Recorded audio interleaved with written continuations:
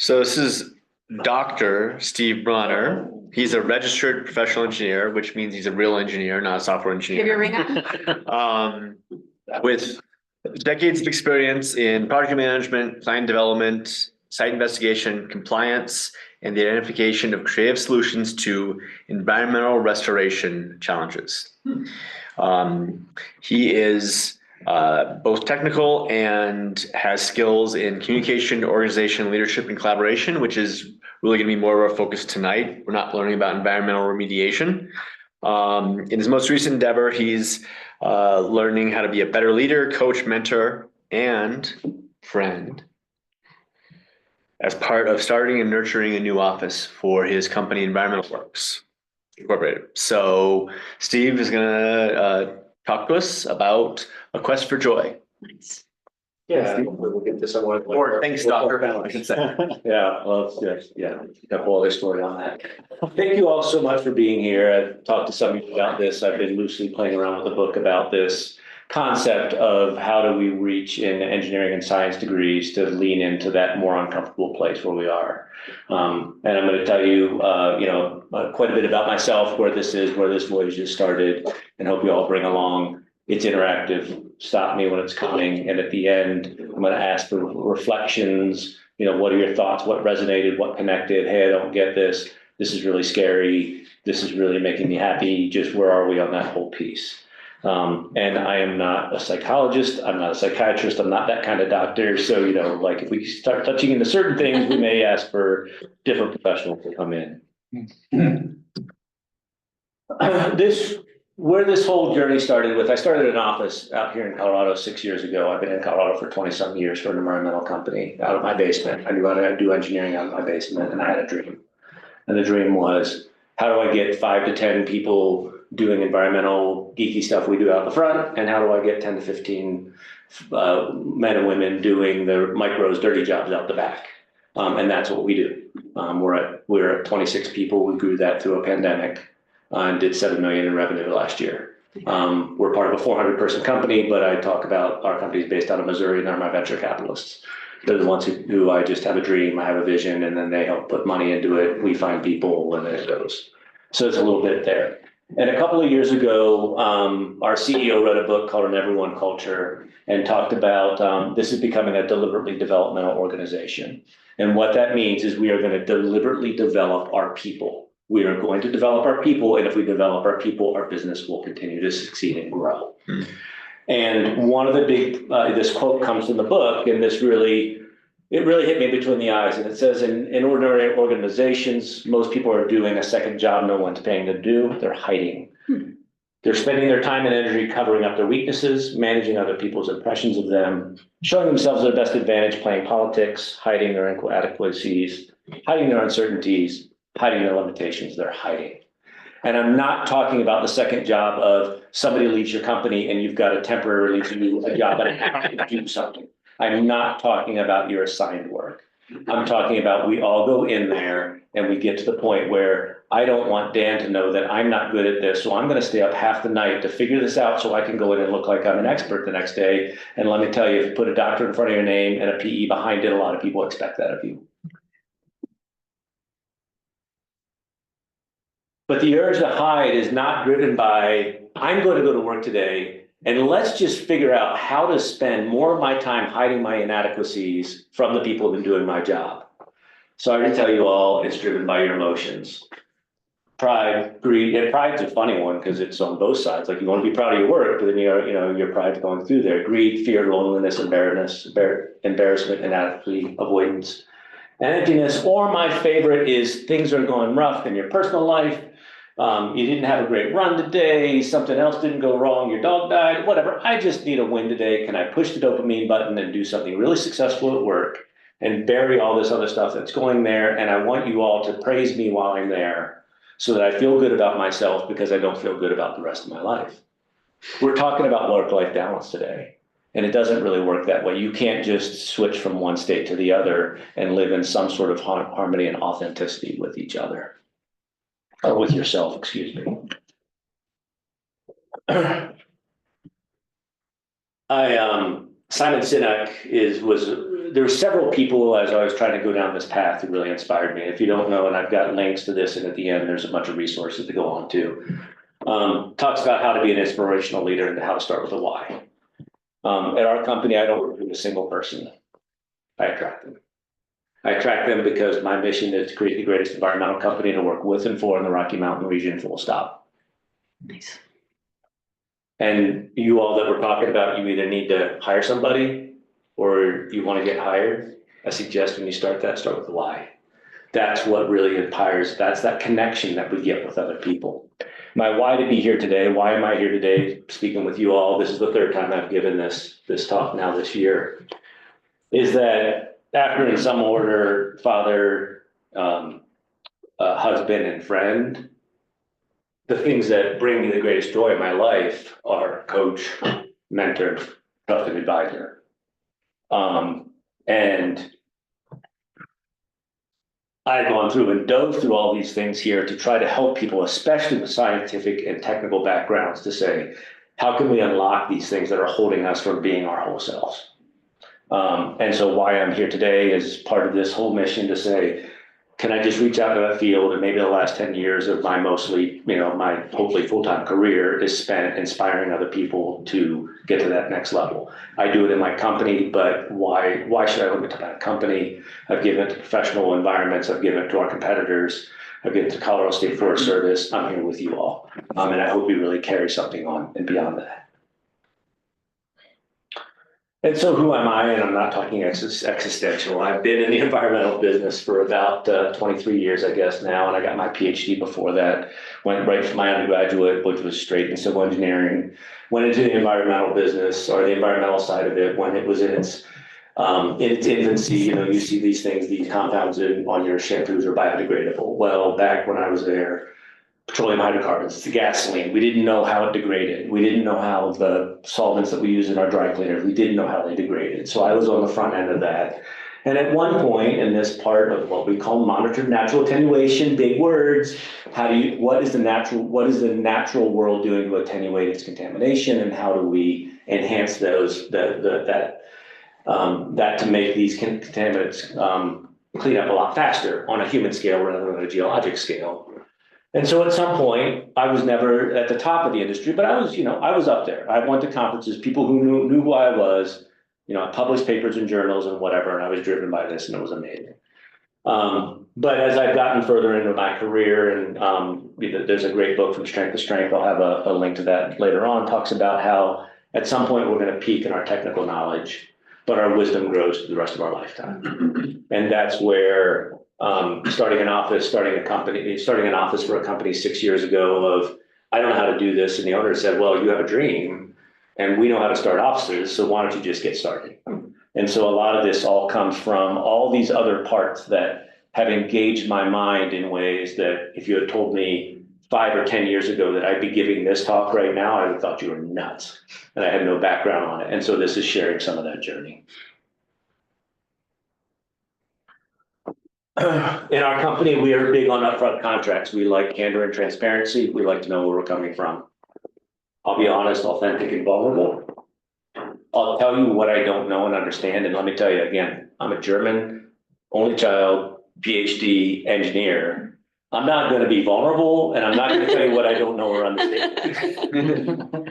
This is This is some of the work that I've had to do to say, yeah, this is where we're going to be. This is how we get real. This is how you build real connection with your people, your staff, your colleagues, your friends. And I don't have any expectation. I really would like to hear some sharing from you all at some point. I don't have any expectation for you to share something that you don't feel safe in sharing in this group. I had a question real quick. Yeah, go ahead. I'm not familiar with the term upfront contract. Is that just like setting expectations? That's 100% setting expectations. We're coming into this. I'm not coming with a separate agenda. What we are going to do is we're going to talk about this, And one of the things we do in our organization is we actively look to work through conflict. And that's where upfront contracts in here. Dan, we've really struggled in this project, and I'm really having trouble to do that. I really need some time to sit down with you. If this is not a good time, it's there, but we need to resolve this. We're going to go forward. And I want you to know that's why I'm coming to talk to you right now.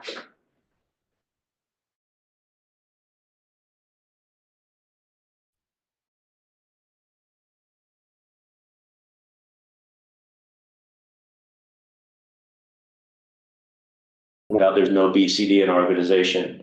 There's no blaming, there's no complaining, and there's no being defensive. And as soon as you do that, within ours, you get, again, your culture has to pick where it is. Hey, that sounds a little bit like BCD. Well, why am I being defensive? Why am I blaming somebody? Why am I complaining about this? I need to say, I have an issue with Dan. If I have an issue with Dan, but then I go talk to Michael about it, now all of a sudden I've created triangulation. I've created issues in the organization. It's gossip. And that starts to erode everything that you're in. So the upfront contract is I'm telling my commitments to you and what I'm asking of you. And what I'm asking of you is very simple, is just to be present, be kind, and be yourself.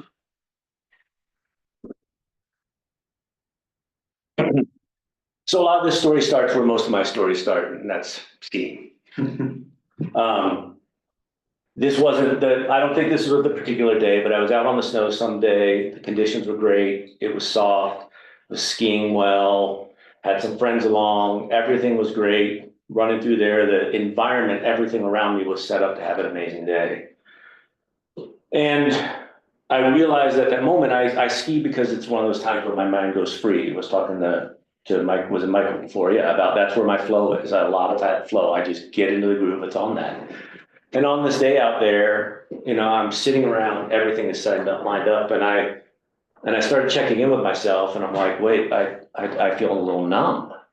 I feel happy, but I don't feel joyous. I feel good, but I don't feel that high. I'm out of sync. I'm out of flow. I'm not in that connection. What's going on here?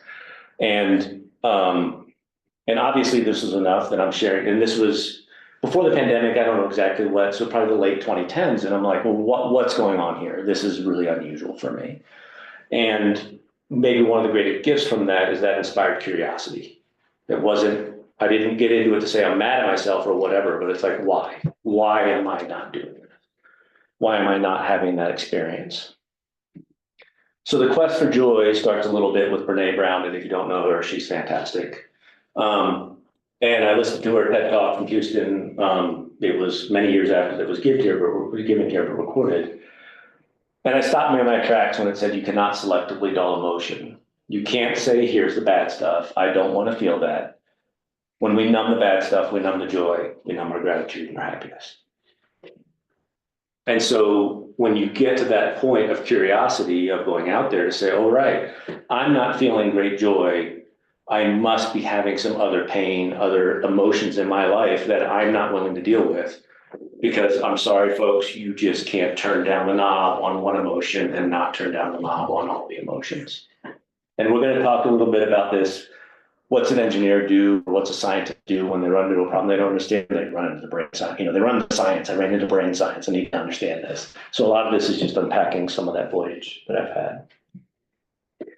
This was just last year, November, that I ran into this on the Hidden Brain podcast. I wrote down his name because I'm trying to get it right. Jordy Kudavak, I believe is the way you say that. But anyway, he talked a little bit about emotional diversity, and this really connected to me.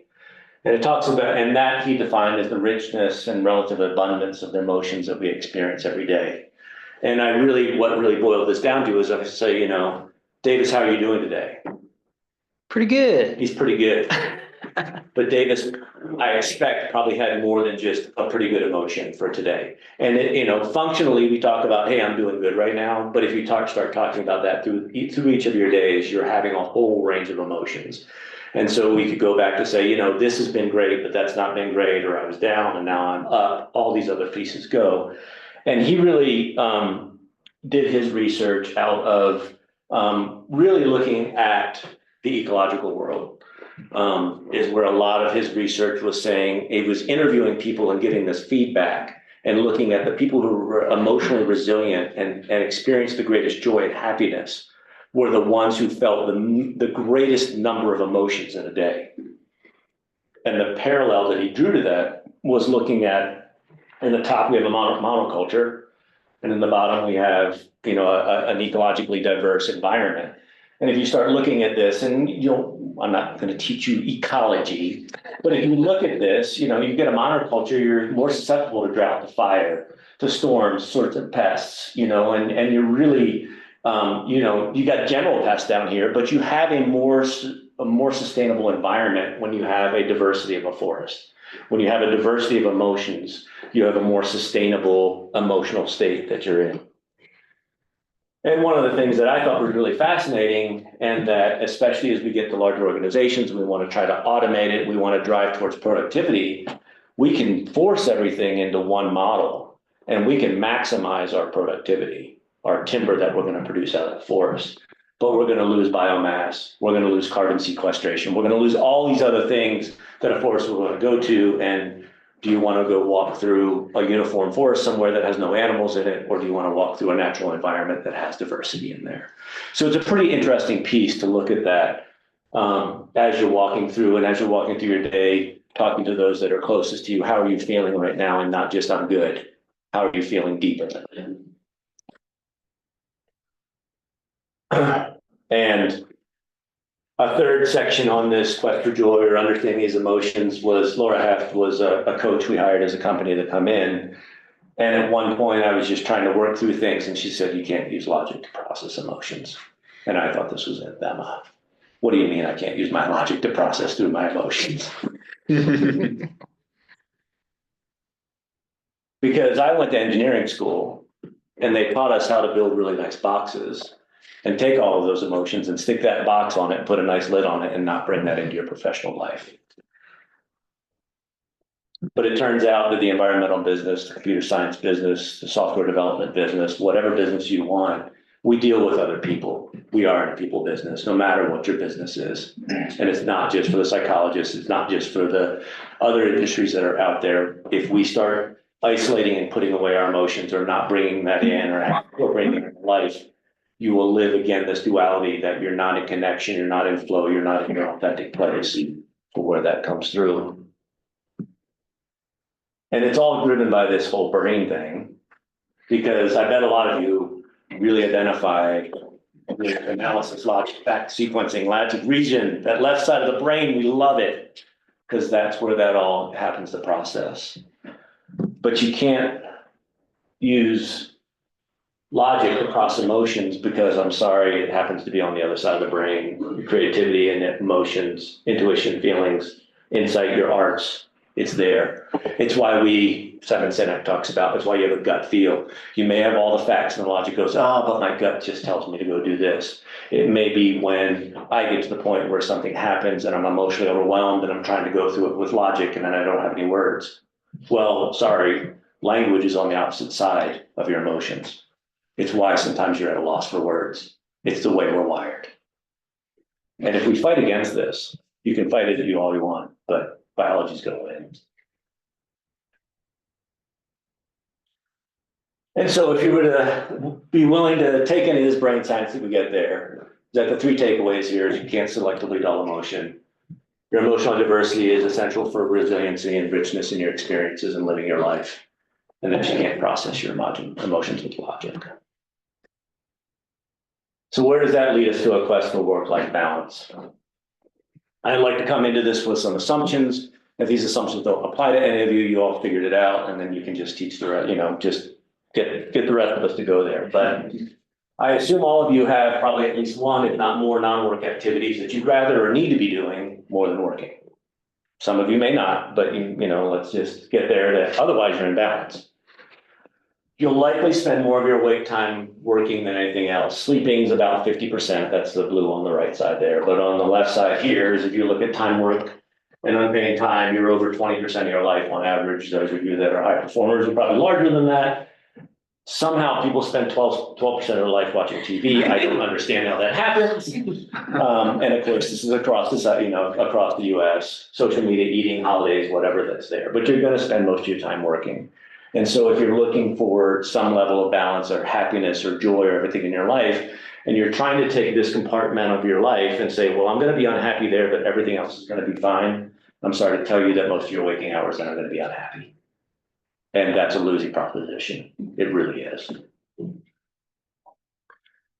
And if you're pretty sure that all of your problems could be solved by inventing a closing machine, winning the lottery, marrying a billionaire, moving to a tropical island, or maybe doing all four, you might be out of work-life balance.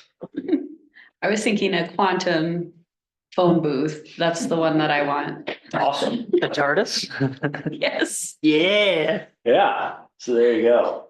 So anyway, and I think most of us, I would expect that you're here probably to network and maybe get some food, free food and beer, but hopefully some of you showed up because some of this is going to resonate with your life. So now what? The process that through my journey has gone through, and I've made this as a cycle. There isn't any place to start. There isn't any place to end. And I think it's a continuous piece. It starts with believing you can change. If you're at that point in your life and you're looking to say, I do want to change, do you really truly believe in yourself that you can change? Really important to explore your why. For a company, if you're going to be a leader, for a group, if you're going to be a project, a leader, a manager of people, if you're launching a project, if you're looking at your life, if you know your why, if you know what you believe in, go ahead. I would love, these are all pretty abstract concepts. Yeah. And I don't want to put you on the spot, but I would love if you would like talk about like a moment where you believed you could change, a moment where you explored your why, and like bring this really personal. Well, what I've done is I've created the next 10 slides. That's each one of these. Just for you. Dan, that was awesome. Nice segue. Well played. Yeah. That's so great. And actually, you get the fiber later. Creating capacity and cultivating trust. I love it. And we'll go in and along, and I want to try to be respectful of your time because some of you may have to go on a shorter time, but I can stick around and we can chat about this more. And I should have said up front, this is part of about an hour-long talk. I split it in half. So if any of this resonates with you all and you'd like to keep going down another path, and we can talk about some of the work I've done to unpack some of my things that I really wanted to unpack, and what we call an immunity to change. How do you get past to that to allow yourself to actually change? Believing you can change. So I know as an engineer, you'd be really disappointed if I didn't give you at least one equation. So I gave you an equation. You have to give an equation, and we call it ECRO for short. And it's simply that an event plus a chosen response is what leads into an outcome. A critical part of this is that the outcomes we desire are not caused by the events or circumstances we encounter. And we most often can't control the events or circumstances. Somebody can run into your car. Before I gave this talk earlier this January, I left my lunch in the refrigerator at work. We had some guys in the shop. They were a little slow. I didn't write my name on it, but they were like, we need to clean the place up. And I walked out there to get my lunch, and I saw my lunch container. Well, I looked in the refrigerator. I'm like, where's my lunch? I was like, man, this refrigerator is really clean. And I looked over here, and my lunch container was beautifully cleaned in the strainer there.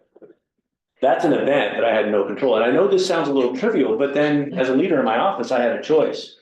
Who the hell just threw my lunch away? Where's my lunch? Do you understand how busy I am? Do you understand what's going on?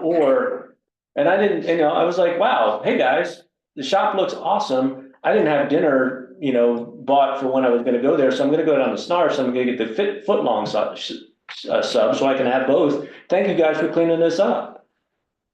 The outcome of that event, the outcome of that experience was based on the chosen response, and better outcomes in our lives require better responsiveness in how we choose to respond to whatever's happening to us. And it can be good, it can be bad, maybe it just is, maybe it isn't good or bad at the event, but your chosen response there, and the quality of your life, the outcome is determined by your chosen response. So believing you can change is believing that you have agency to choose your response to whatever happens in your world.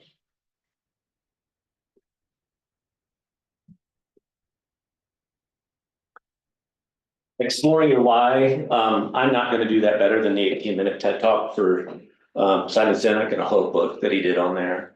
But I will say, and we touched on this a little bit before, when you know what your why is, when you know what your moral compass is, what you know what your belief systems are, you can grade what you do, you can choose what you do. I have a hard decision to make. What are my non-negotiables? What do I believe? Why am I doing this? Why am I here? When you know that deeply, it provides you a moral compass. If I want to make the best environmental company to work with and for in the Rocky Mountain region, that doesn't mean that I grind my people into a pulp.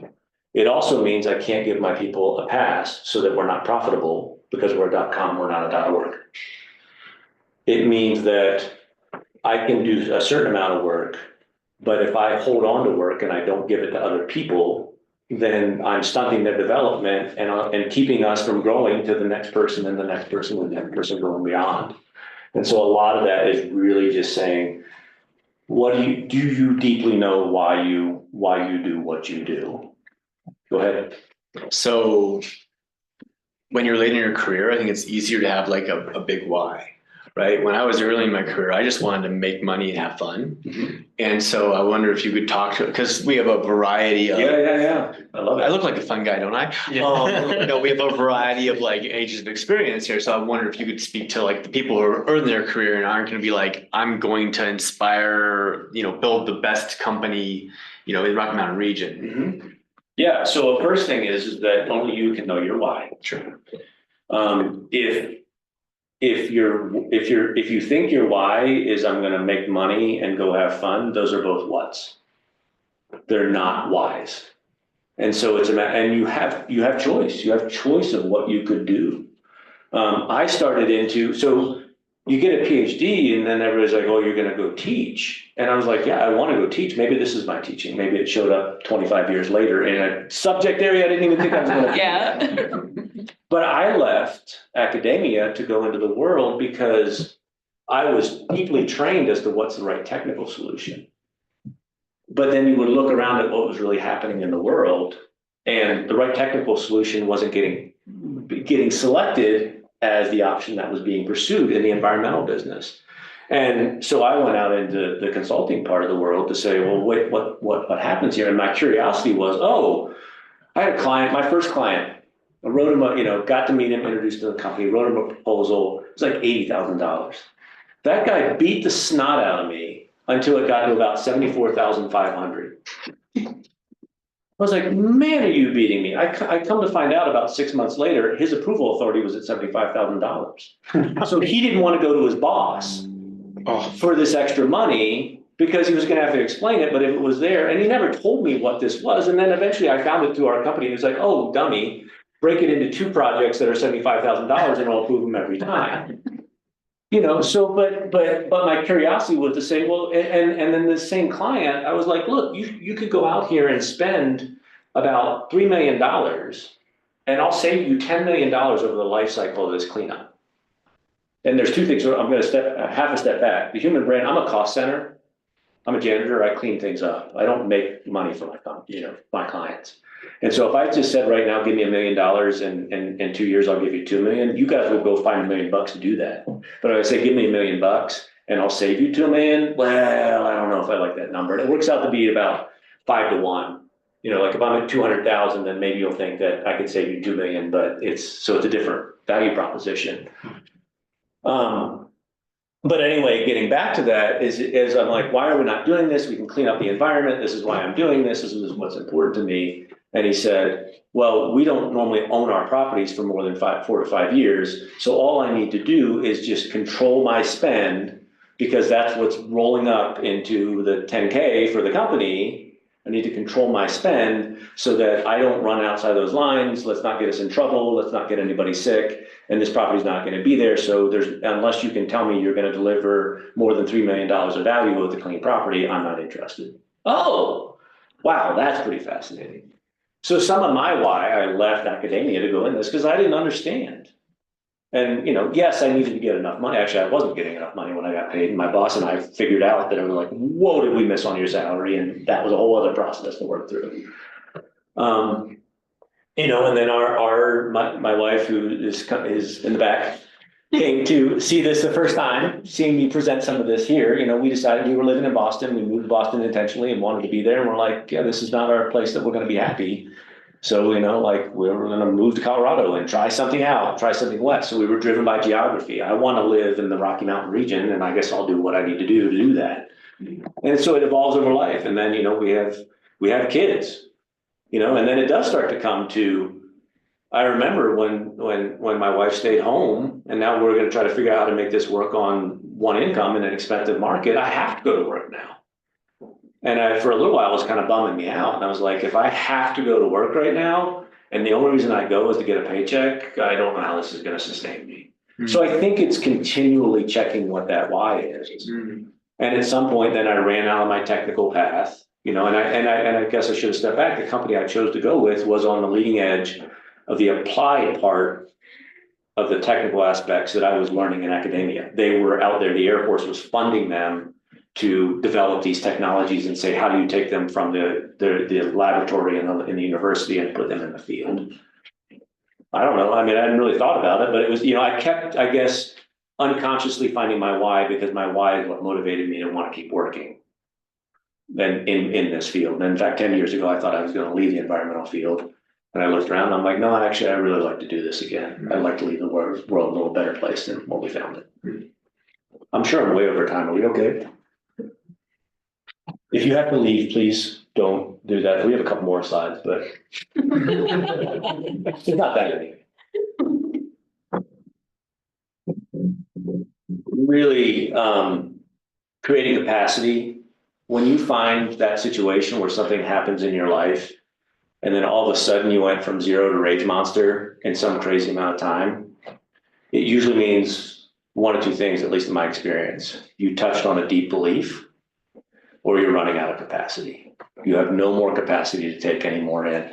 And I really like this graphic that I adapted from this leadership freak talk that's down here, but it talks about that capacity can be intellectual, physical, spiritual, or emotional.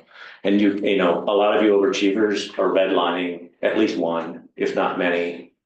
2018, took on a new client, super challenging, super passive aggressive, training for and completing the Leadville Marathon, working through middle school age kids, trying to hold all this together and that sort of thing. And it's like, to look back, and I was spent. I was spent by the end of that year. While I was out, I had no more capacity. I had nothing left. And then, and then you start looking at, well, that, the skiing is happening. And I'm telling you about that I'm not having joy there. You got nothing left. You have no capacity that's in there. And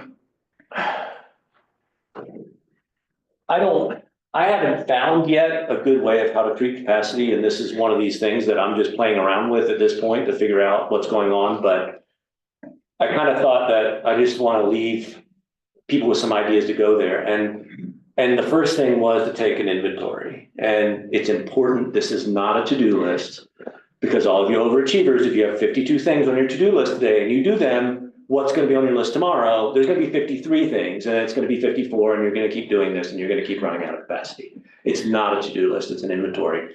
And part of when we were getting ready to leave Boston was that I had all these things I wanted to do. I wanted to be a better guitar player. We had a lot of friends that were there. We were doing everything else. My wife and I were playing high-level ultimate frisbee. I was in my first consulting gig. You just put it all in there. You're in your early 30s. You're in an exciting city. Wow, am I just not doing all these things? I'm not living my best life and whatever. So I just sat down, and this was, obviously this is decades before I get to the realization. And I took a legal pad out, and now I know that there's 33 lines on a legal page, because I went down. And then I went halfway down, and I came up with 50 things that I wanted to do or had to do in my life. And then I flipped it over and I said, okay, if I work, if I eat, I sleep, I do all these things. I realized I had 4 to 6 hours a week uncommitted. So I've got a list of 50 things I want to do, and I got 4 to 6 hours. And so part of this was saying, how do you start working through that list? What are your non-negotiables? I got to take care of an aging parent. I got to take care of a child. I got to take care of myself. I've got an illness. A friend's got an illness. What are my non-negotiables in there? And ultimately, if you're overscheduled, how are you going to do less? And on that list, what can you do less? I don't remember what it was. Maybe it was playing guitar at the time. I don't need to learn to play guitar right now. Like, there were some things that were easy to cross off the list. What do you want to let go of? There might be some things on that list that you're like, well, I don't know if I can let go of this, but I want to let go of it. And one of them is, what do you need to let go of? And I'm going to get really personal on that one. 1982, going to a baseball game with my dad and a friend. 1974 Volkswagen Beetle. We're driving in and a Buick runs a red light in front of us. My dad T-bones him. He's still living. He's only alive because there's an ambulance sitting in the intersection. Wow. I was sitting behind him without seatbelt on. So I flew into him. He broke 6 ribs bruised his heart, broke 6 ribs, punctured a lung on a non-collapsing Yeah. steering wheels on the front, knocks the windshield out with his head, all these bad things that happened. I was 11. I go in for a massage at about 40. The massage therapist was amazing at the time, and her belief was you work back to your injury history. And so I went in because my hips were there for carrying kids around and whatever. At some point, she starts massaging my left shoulder, and I start crying. Oh. I separated my shoulder, that accident. I believe I hurt my dad. I carried around a shoulder injury for an action I didn't do. I've hurted my dad for 30 years. I need to let it go. I apologize to my dad for hurting him. He said, "Are you nuts?" So I mean that to go that when you start taking that inventory in your life, there are things you need to let go of. And that one was really deep for me. Believe it or not, the tears here are a lot better than the last 10 times I've told this story. But it really speaks to, we're all carrying these things around we don't need to be carrying around in different pieces. When do you need to let it go? Then do you want to let it go? And then are you willing to let it go? And this is all in the honor of, honest to God, creating capacity. And then ultimately practice saying, no, I can't do it now. I'd love to help you. I'd like to introduce you to somebody that can help you. How am I going to say? It's not that I really want to help you with it. I can't do it anymore. I got nothing left. And another one going through all these parts that really hit me between the eyes and has really altered the way that I live my life is that you can't take care of anyone else unless you first take care of yourself. Anybody who's ever read The Giving Tree by Shel Silverstein's the greatest example. The Giving Tree gives and gives and gives until there's nothing left, and then there's a stump and somebody comes and sits on it. You can't, if you don't take care of yourself and sustain yourself and maintain that place with some capacity on you, you're not going to be able to sustainably help other people. And if you wind up a wreck, then somebody else is going to wind up taking care of you.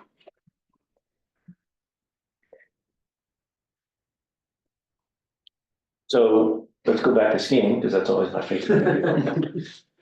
So this is not the run I was on, and it's not the ski instructor, but it is Winter Park, and it's where it happened. So I went a number of years ago, and I wanted to learn to ski moguls. And there was a German or Austrian guy, Gernot was his name. And he said, if you want to learn to ski moguls, it's really amazing if you can ski them at 85% of your ability. What are you talking about? Well, if you went to a slope or you went through this mogul field at 50% of your ability, that's not very fun. It's not very challenging. I mean, sure, you can do a little bit, but it's just not going to give you a challenge. It's not going to give you a rise. It's not going to bring you that excitement that you want. But if you're at 90 or 95 or 100%, I'm maxed out at going down through this mogul field, and another skier comes in, or there's a rock or an unexpected mogul or something else happens, what's going to happen? You're going to tomahawk ragdoll down through that until you can pick yourself up, and how do you go again? So let's shoot for skiing this mogul field at 85%. Let's do something that's challenging for us, but when those unexpected things happen, we can ramp our ability up to 90, 95, 100%. We can get back into control, but then you don't stay at 95 or 100%. You wrap it back to 85%. And he was just talking about skiing, and I wasn't thinking about any of this sort of stuff. But as I've been working on and creating capacity to say, when I'm looking at, if I'm redlining on any of these things, what do I have to do to create that capacity to go through life at 85%?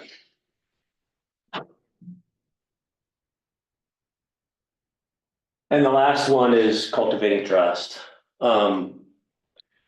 And trust is really a foundation, and I'm gonna talk about the workplace, but you could put this in your home life as well. It really needs to be living with honesty and integrity. Your why matters, living to your values, living that every day, telling people honestly what's going on, not hiding.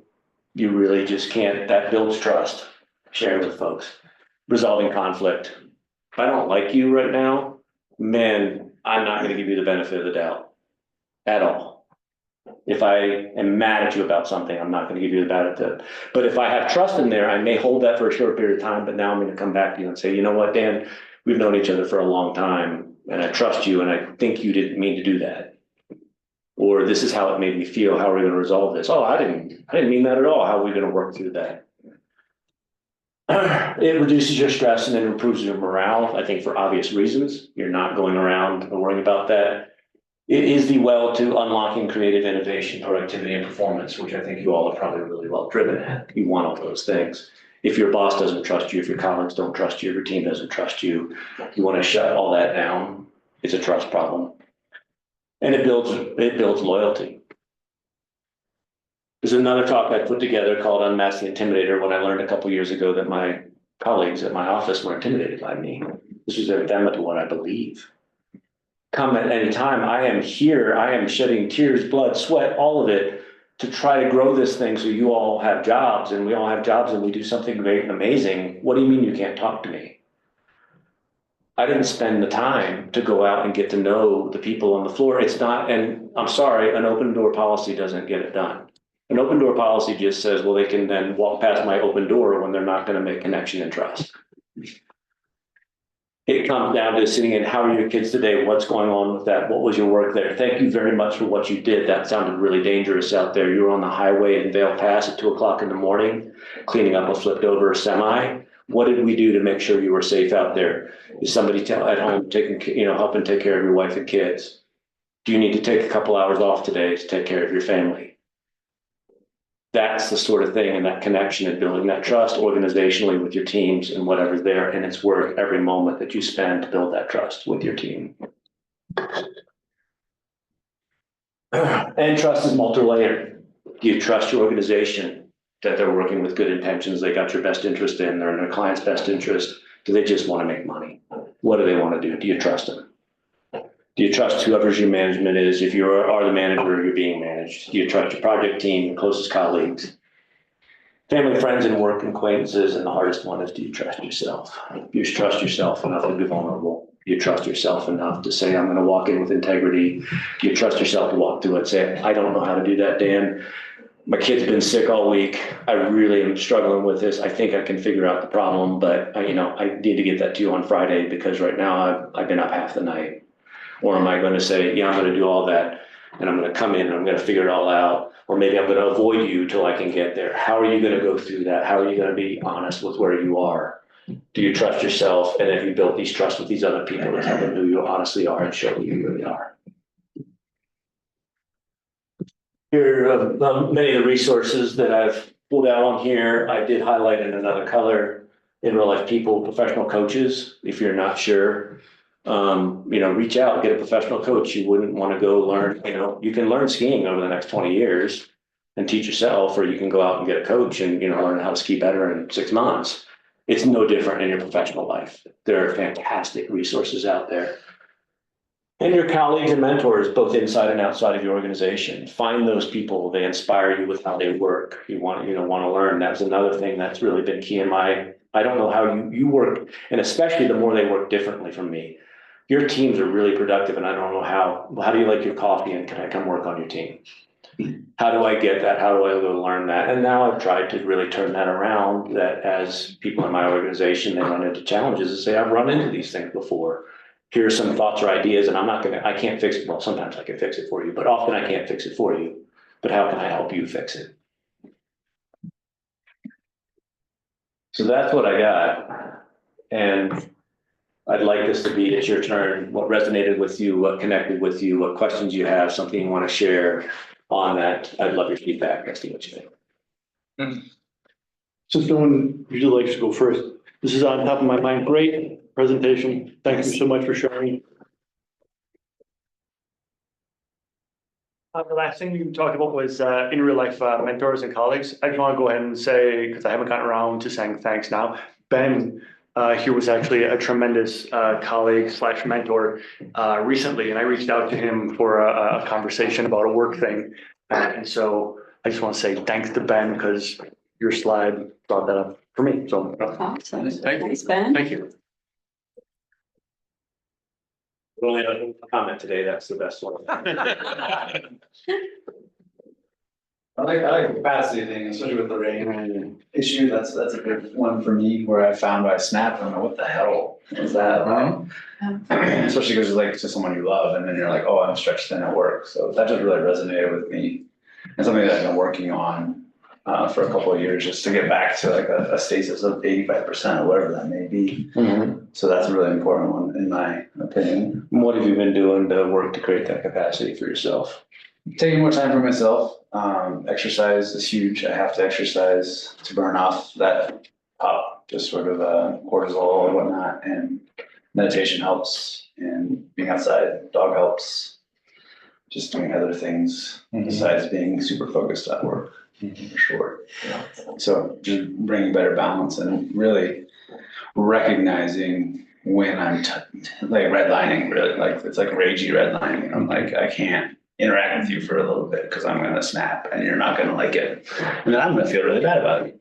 So it's really being more in touch with why and what, those emotions and capacity where I'm redlining. Yeah, good for you.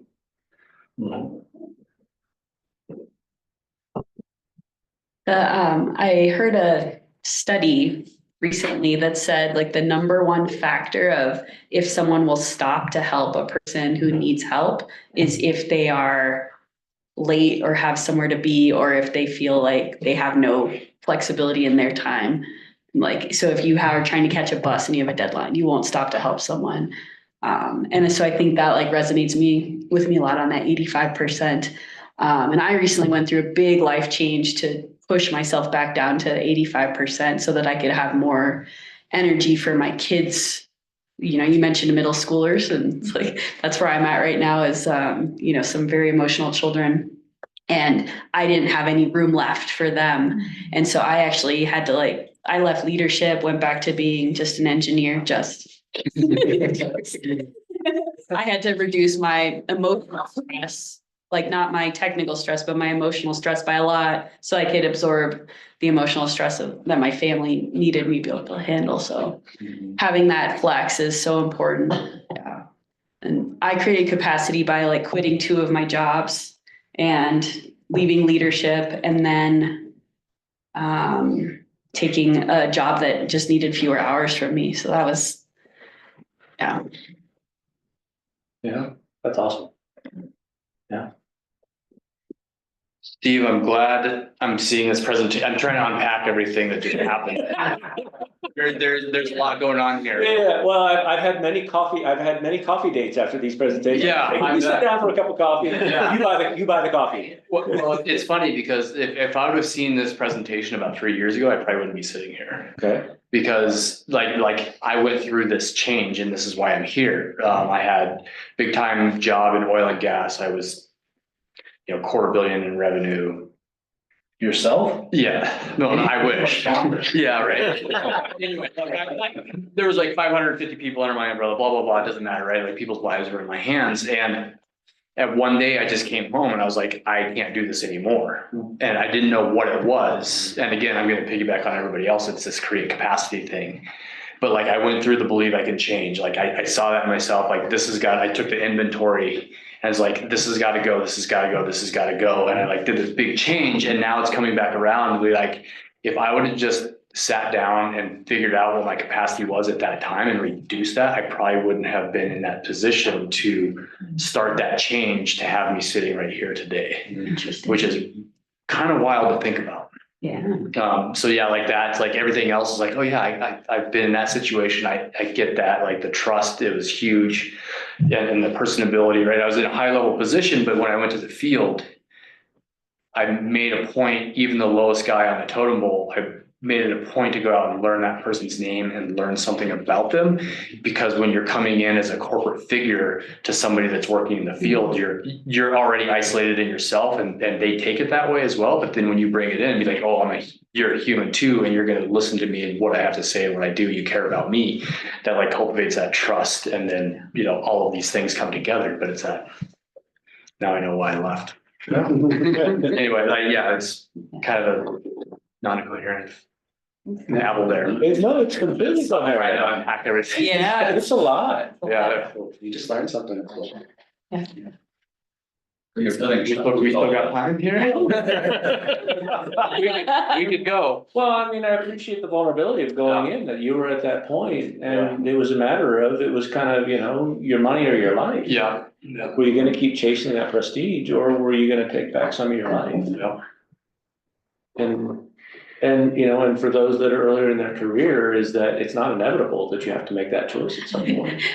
For me, it was the first company I worked for. I loved them. It was fantastic. We had our second was born. We were going in there. I was on the path to a VP in a 12,000 person company, potential to make not ridiculous amounts of money, but lots of money for a civil engineer, going down that path. And it was going to be, 2 weeks on the road and writing big proposals and the prestige and all that sort of thing. And I realized that my priority was I wanted to stay married, and I wanted to be president. I wanted to stay present for my children. I didn't want them to have an absentee father. And so I went and found another job in a small business that was local in Colorado. And then I found the job, signed everything, and got there. And when I announced my leaving, it was the single greatest day I ever had at that company. There were people way up the chain saying, "What are you doing? Why are you leaving?" And I said, "Well, these are my priorities. I found a small business and I want to stay here." And they said, "Well, it sounds like you've made your decision, so we're not going to try to counter that offer. But if you ever go anywhere else, we want to be the first place you have to come back," which was an amazing tribute. But the bigger thing was I never gave them the shot. I was hiding. I didn't give them the shot to say, "Look, this is the path you put me on for the next 5 to 10 years. I need to stay in Denver. I need to be doing local work, and I need to be with my family." I never gave them the shot. I may not have gone, and now amazing things have happened, and now this presentation, and I don't even know what would happen. But I didn't have the courage to go out and say, "You've put me on a path, and that's what I have to do. Why would I do that?" If you're younger in your career and you're in an organization you love, but it's not compatible with it, I need to step back from being a manager in order to be just an engineer, to be whatever this is here. Step off, because if the organization believes in you and you're part of it, they'll figure out a way to keep you on board. Those relationships really matter.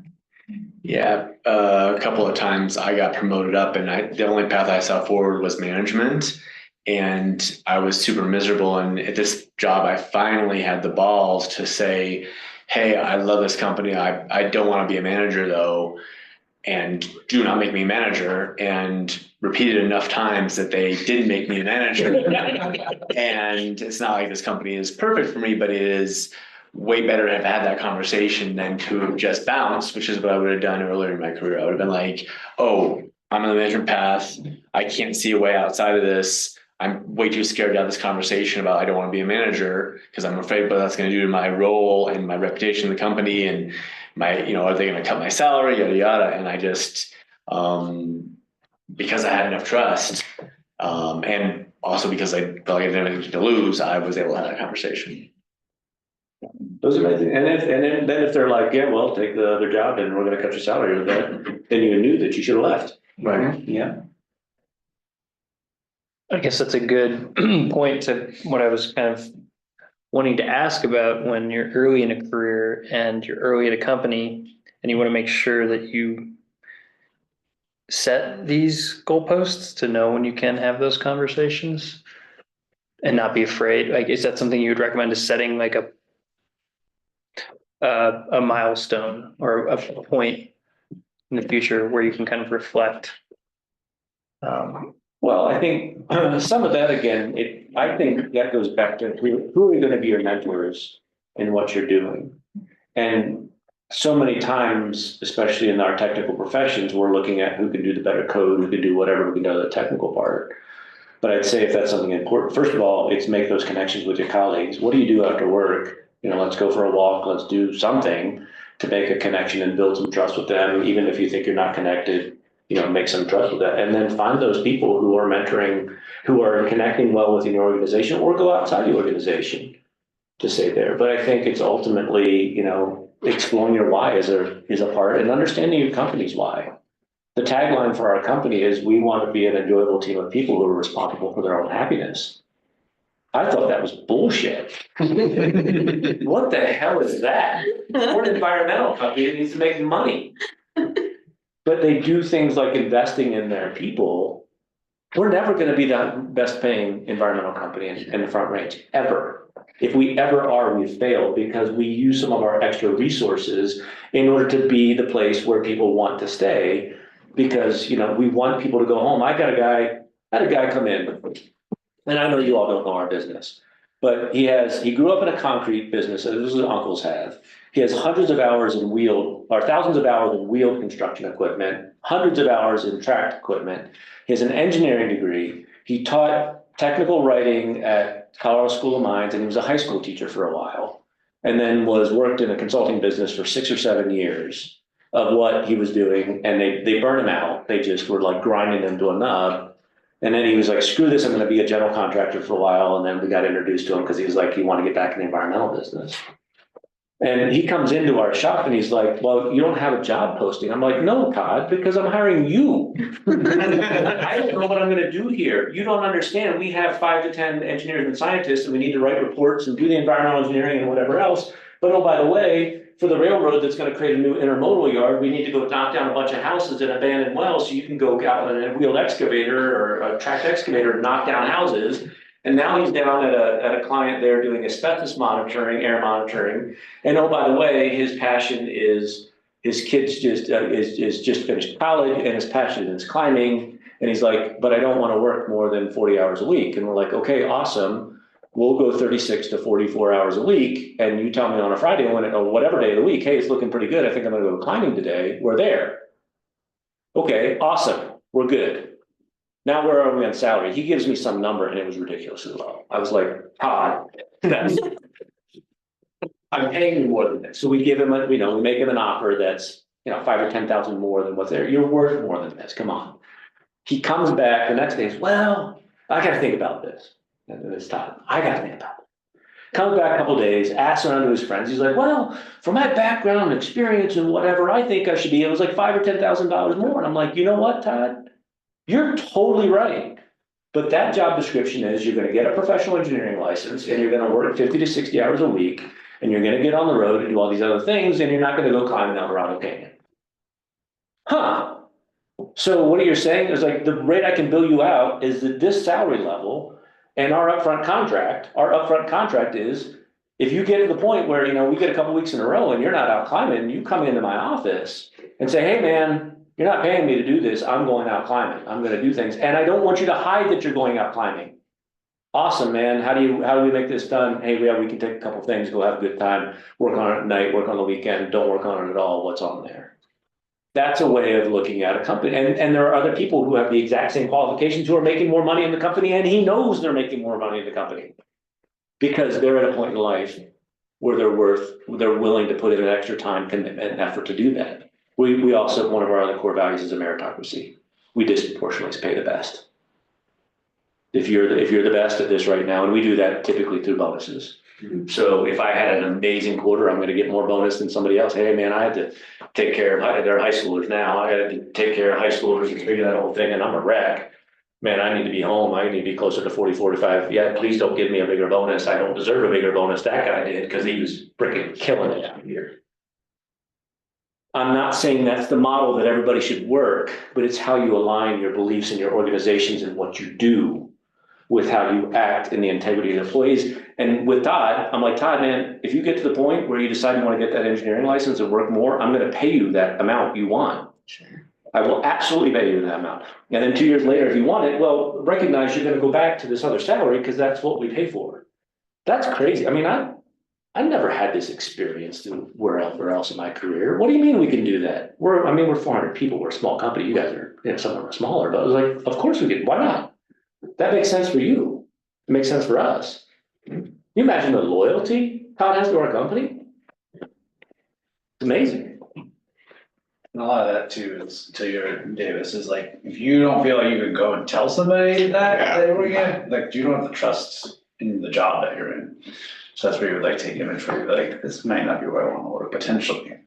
Well, and I would also add, like, you can build trust, right? Like, you don't have to go in and say, hey, I want to work, or I don't, you don't have to say, hey, I don't want to be a manager, right? In my situation, what you can do is you can start to do smaller things, right? Like, and do people follow through on what you ask them to do? Or, and do they hold you accountable when you don't follow through?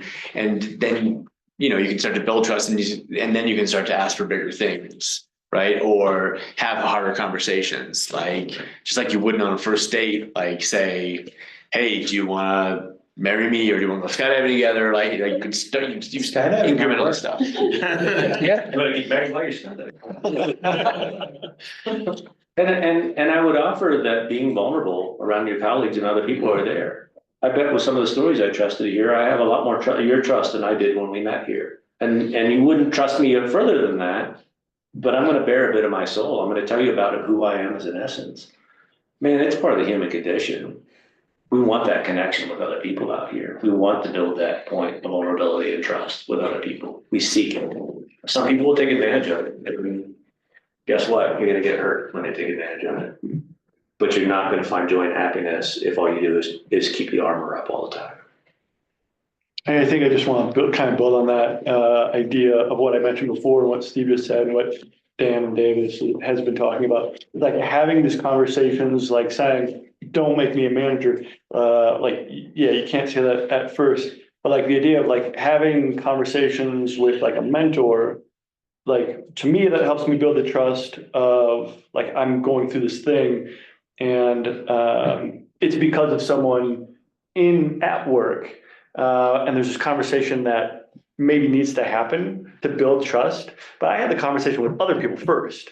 And then I ended up having this conversation with this person at work, and and I had the trust to say some of the things that I didn't think I was gonna say, because they were capable of cultivating trust from their perspective. Right. And so it's like, it's this really incremental thing, and kind of where we are at this point, it's like talking to other people, both in and out of the company helps build that trust for you and with the other people that you're talking to. And then eventually it builds to things like Dan's talking about here. Don't make me a manager. So, And Yeah. another way to look at that is here's what you can communicate. This is what I'm hoping for in the next whatever period of time. And if nothing else, then they know.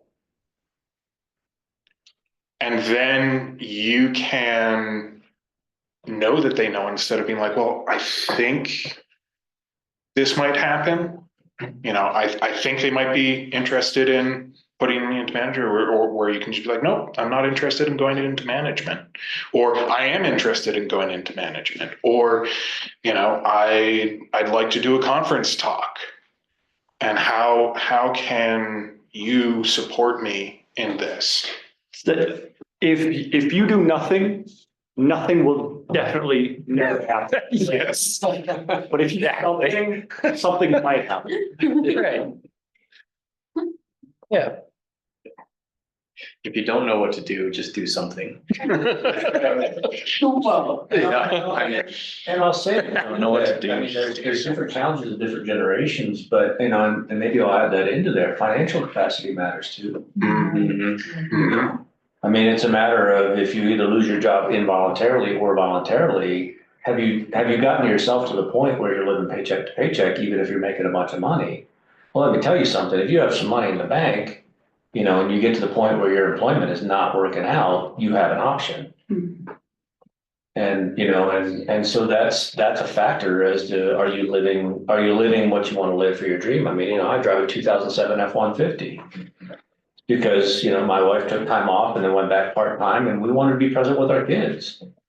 I look around, There's not a lot of 2007 F-150s. Let me tell you. You'll now know exactly which one's in the bubble when you see it driving by. And I don't say that as a badge of honor or something to be lighthearted about or anything else, other than the fact of, I would rather have the financial flexibility and to not be strapped to have my old beater pickup truck that still runs just fine than to have the fancy new car and now I gotta go to work. And I don't mean that as any judgment. If you are driving fancy cars and that's your thing, maybe you're doing something else. But if what you're doing is putting yourself at or above your financial capacity, you limit a lot your choices of what your life is. And that's the interplay between like the why and the how.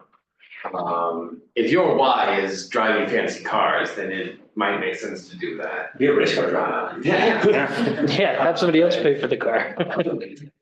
Yeah, go work for a Yeah, company that buys your company car. That's really nice.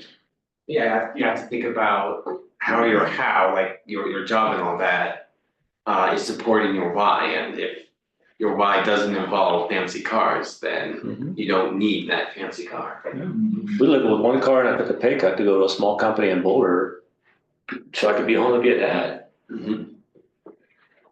Then you gotta take your own stock of your own identity and role to say, wow, everybody else is ahead of me. They're doing all these things better than whatever else. Wait a minute.